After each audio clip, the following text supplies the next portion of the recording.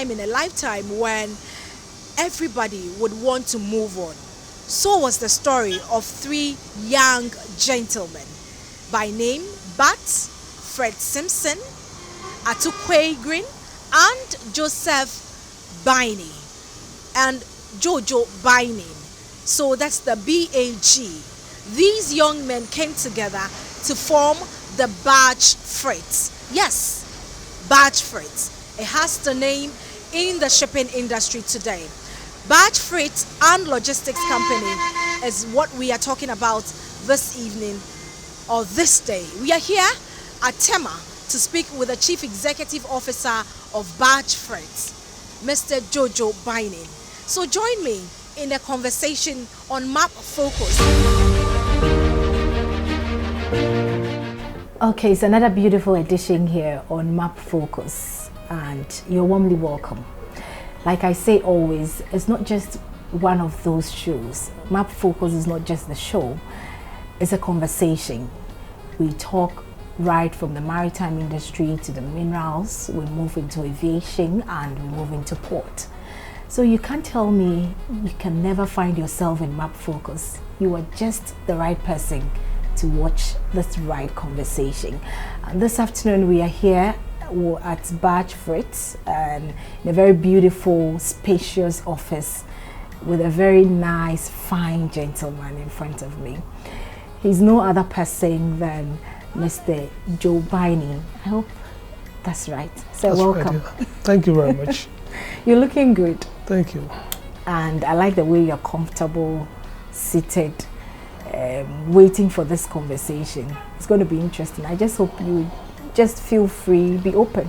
See, I'm in the comfort of my office, so what else can I do? Okay, okay. And I like your office, very spacious and very serene. Thank you. And thank you for receiving us here. You're most right. welcome. Mr. Joe Biney. Yes. Who is Mr. Joe Biney? Mr. Joe Biney is, will I say, a young man. Okay. A young man who had his formal education in Palm Secondary School. Palm? Yes. Okay. From there I took up courses in freight forwarding and logistics, and I had the privilege of taking part in the customs proficiency course. Okay. And that enables you to be able to open a company in the custom house clearing. Those days, this was as far back as 1984. Wow. Those days it was customs house clearing. So together with my friends, I worked with a company known as Reliable Lines. Okay. Yes. That's after school? Yes, after school. After the Cosmos? After school, okay. Yeah. I started working with Reliable Lines. We're then situated in Kokomeme. We're into custom house clearing. I was then the shipping manager of the then company. And we had a team, a very good team at the time. In fact, two of my co-directors are also people who worked with Reliable Lines. Okay. We worked with Reliable Lines to 1989, from 84 to 89. We were then basically into customs house clearing. We got bill of ladings from our clients, we came to the port to clear, and that was it. So somewhere in 1989, we felt that we could also work for ourselves, that myself and some friends of mine. So we established Shake Lines and Company Limited. Shake Lines? Shake Lines. Okay. Yes, currently. Before you continue with Shake Lines, did you have that idea? Did you get that idea while you were with the company you were working with? Yeah. Because you were there with your friends. Yes. So you guys developed that idea that we should try and get together or do something for ourselves. Yes, in fact, thanks to our first boss, Mr. Leslie Osei, He actually introduced us to clearing and forwarding. He lived in Takoradi for a long time, and those days Takoradi was the beacon of a lot of productivity. So he introduced us to customs house clearing. We worked with him from 1984 to 2009. Okay. We learned everything from him. He taught us everything in the trade. And in 1989, we decided to part ways and form our own company. Okay. Right. So together with other friends, we established Shake Lines and Company Limited. It was also a clearinghouse company, but then we were young, vibrant men who thought we could do better than we were doing at our former company, and we also wanted a sense of belonging, wanted the challenge. We felt that we had enough energy to do something for ourselves. Actually, it was in those days. It was more of I'll say a gamble, because you were working in this company and everything was working out for you, but you took the gamble to open your own company, not knowing exactly what lay ahead of you. Yeah. So I took it that it was a gamble. Okay. Right. And well, we established the company. And fortunately for us, and unfortunately for our former boss, we went along with some of the clients, big clients, which we had. In those days, we had clients like Voditech Motors, Okay. the sole distributor of VW and Skoda vehicles in Ghana. That was a big company then. Yes, of course, that's one of our biggest clients. Okay. So Your with boss that company, might and be angry then. oh well, it was business, and we helped establish reliable lines. Okay. So we just took a little bit of what Of that. Okay. Yes. But we didn't leave the boss totally Empty. empty. Yeah. So we established Shake Lines and Company Limited. We quickly rose to be one of the young, vibrant companies. We did a lot of jobs. Those days when they were having the AU conference in Ghana, it was a big thing at the time, and the then government had imported so many cars for that particular conference. Okay. And we were chosen as the agents to clear all the vehicles for that Really? conference. I thought you were indeed a big company, Shake Lines. Yeah, we're in there, but it was one of the challenges. Those days, clearing was not just easy, Exactly my next question. Yeah, you had to go those days and then these days into perspective. Oh, those days it was quite cumbersome. The processes were enormous, a lot of paperwork, and you couldn't just go and clear a car in a couple of days. It took a week or more. Okay. But it was a big challenge, and the vessel bringing in the cars had delayed. So it was just close to the time the conference was going to start, and everything had to be put on board. So, well, as young as we were, very vibrant at the time, and we wanted to let everyone know that we're capable. So we moved heaven and earth, and with the help of customs and the rest, mind it was a government kind of thing. So we got all the help that we needed, and we took delivery of the cars immediately. They arrived in Ghana, meaning that we did all our documentation, and just as the cars rolled off out of the ship, we were ready to take them out. Wow. And that was a record, something. So it brought us to the limelight, and in those days, it was interesting. Wow. So we started having new jobs and stuff like that. So the company began to grow. We grew to, we're a household name in the country. We did quite a lot of jobs. In fact, I could say that we were the logistics company at the time who did all the job for the Sankara overpass and the Kentucky Bridge. Actually, we provided all the logistical support to the then company Enterprise Brazil. I see. Yes. So, well, like business is business, and when it's growing, ideas change and stuff like that. So what happened? after a while, three of us who were then working with Sheikh Lines decided that we wanted to break away from the other directors. Okay. And we broke away then to form, that was in 2006. Okay. Yes, we had worked from 89 to 2006, and we broke off to form BAJ Freight and Logistics. Actually, the BAJ is acronym for our first names. Which are? Bat Simpson, Bedu Simpson, Atukwe Grain, and Joe Baine. So the B came from Bedu, the A from Atu, and the Joe from myself. Okay. Yes. So we parted ways with Sheikh Lines and formed BAJ Freight. We took off on a very good note because we had all the clients that you can think of, and gradually we worked our way to the top.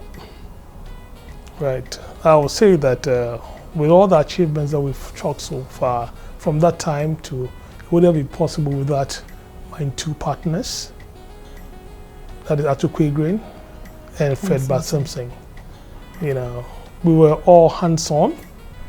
I was, of course, the CEO, but they were equal directors who were doing equal jobs just like I was doing.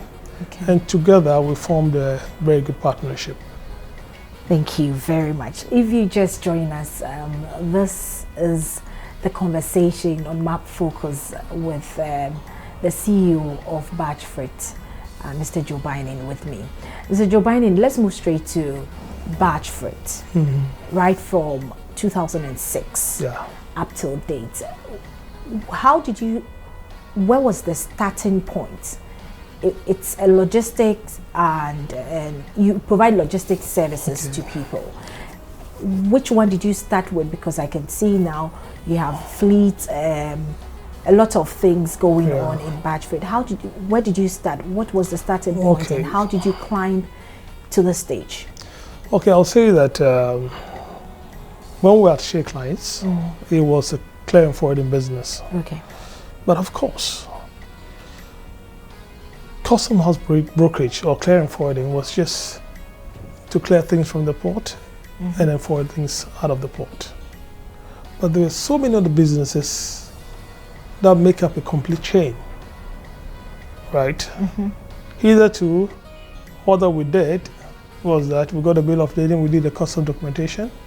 The next thing is that we go look for a truck and put the cargo on it and deliver to the clients, and we're done. But come to think of it, it's a chain. We had custom documentation, right? Those days we used to, today things are easier, but those days you have to go to Ministry of Trade, Customs, valuation, and all this. It was a whole lot. And we felt that there was a need to open up the scope to do an end-to-end service. Hence BAJ Freight and Logistics. So primarily we were doing freight, but logistics was the other thing that we did to make the chain a complete one. So answer to your question, yes, it starts from one point. Freight first. Before any cargo comes into the country, it should be shipped to the country. We work with a network of partners. And we have partners all over the world. So instead of me sitting down here for an importer to go and buy his cargo, ship it and bring it to me, I tell the importer, you know what, just give me where your cargo is. Give me the address of where the cargo is. Buy your cargo on FOB lines, and I will make sure I deliver it from the producer to Ghana, to your doorstep. That means that you have to buy freight. And that's an area which, until recently, people were not really looking at.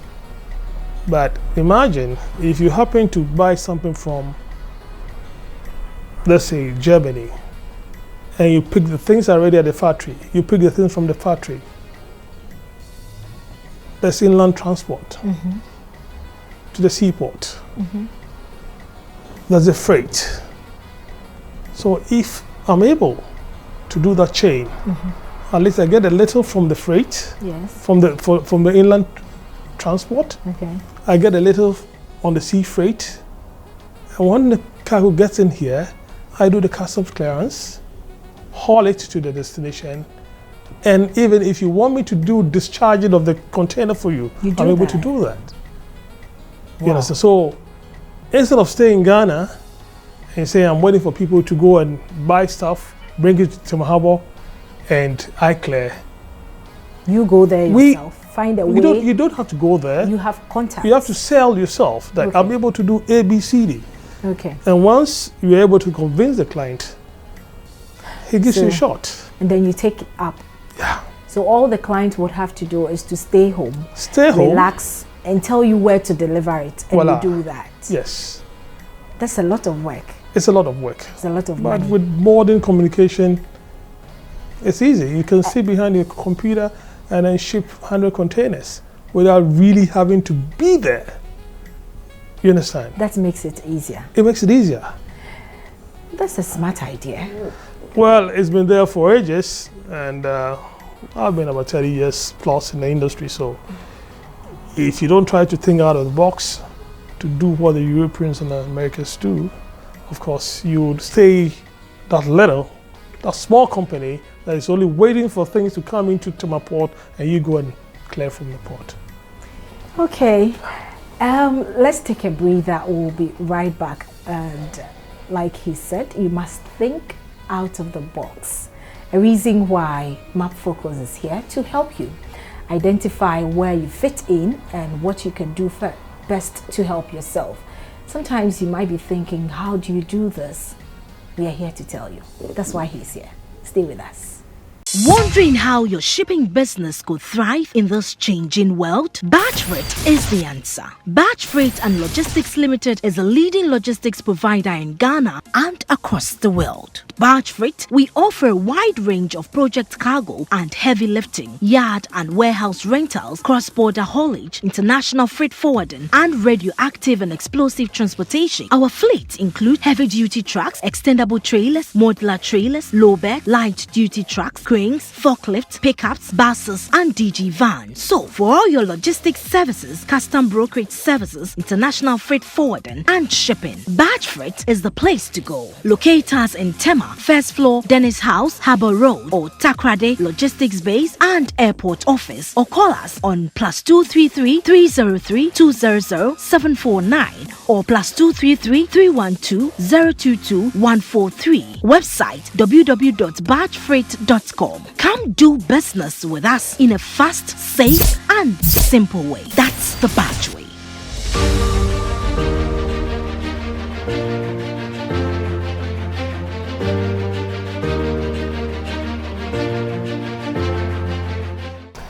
Okay, so we've come a long way from who you are to BAJ Freight. Yeah. Okay, we're still on who you are. Okay. You've spoken well about how you started, and it's all in the business line. Knowing you, knowing me, the personal you that you are. You are married, you have a family. Yes. Along the line, how you were able to cooperate. I mean, because I can see you were a business-minded person. How you were able to, juxtapose the two. At what point in time, and how tough it has been. Well, I like challenges in the first place. I'm aggressive. I like good things. And for everyone who like good things, you need to work for it. Right. Anything short of that, I get it. Yes. So, I took my work very serious. Okay. Because that was what was paying the bills. Right. So, I'll say that I never played with anything I was doing. I gave it all everything. Joe Biden. It's like writing up myself. I can imagine the last time you did that. Yes, yes. Okay, so let me do questions so you can answer. Yeah. So you are married? Yes, I'm married with 2 kids, yeah. With 2 kids, Yes. boys or girls? 2 boys. 2 boys. Yes. And they are, one is 25 years old. Mm-hmm. He just finished his master's in supply chain logistics. I get it. And the second one is also currently doing his master's in procurement. They both schooled in Success University in the UK. I have a lovely wife, Olivia Biden, who has been there for me, supported me all this time. So I'm a married man with 2 children. That's good. Speaking about your kids, Yeah. did you actually found a way of getting them to be interested in your job, or they came out openly showing interest in it because you said one has just completed a course in logistics? Well, you know, like kids during high school days, if they vacate, I got them to the office. They did vacation employment with me. Okay. And that was all, you know, tailored to ginger up their interest in what I was doing. So it was a matter of choice that this is what they are accustomed to, and of course their daddy wasn't doing badly in that. So they realized. So if it's something we're doing, why not? Okay. Yeah, so it was planned in a way to get them interested in what we do, because I believe that for every business to survive, we have to think of who to hand the business over to. Generation, yes. So it is important. You're telling us that it is important that as people, as a people, if you have a business you are running, it is important to think of the next generation taking over. Exactly. So that the business does not die with you. Yes. I mean, we've seen a lot of businesses that have shot up, and the demise of the original owners, the business folds up. You know, because there's no continuity. And of course, you might want others to be part of it, but it's quite necessary that you get your siblings also into the business. Okay. So that you can pass it on.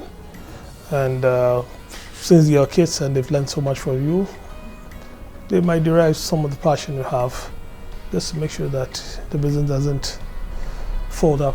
Would you say is one of the problems we have in this country? Because a lot of the time, when you travel around, you realize that some companies and some businesses have been there for years, and they have their grandchildren now taking up the business. Do you think it's a problem we have as a country? Yes, we don't do succession planning. Okay. Which is very important for every business. You understand? If you do a proper succession planning, the transition from yourself to other people will be just seamless. And because you planned it very well, you have people carry on the business just like you did. Of course, you employ other people, but ownership should still stay within the family. Okay. Most of the giants of today, Siemens, Ford Motors, these were family-owned businesses. They pass on from generation to generation. So I believe that we don't do that much in Ghana, but it's important that we take that into the right perspective. And I mean, we don't have to reinvent the wheel. People have done it, so why not us? So you're comfortable and very sure that in your absence, your kids can take over? Yes, strongly. My kids and that of my partners. Okay. Don't forget, we are 3 partners. I know. And they also have kids. And they are also getting into it? Yes. Okay. We have one of our partner's kids. He's also working currently with us. Oh, okay. She's a management trainee. Okay. Ultimately, it's their business. Right. So. Thank you very much. So this is how we end today's edition on Map Focus. Join me same time next week and we'll continue this very interesting conversation on BAJ with Mr. Joe Biney.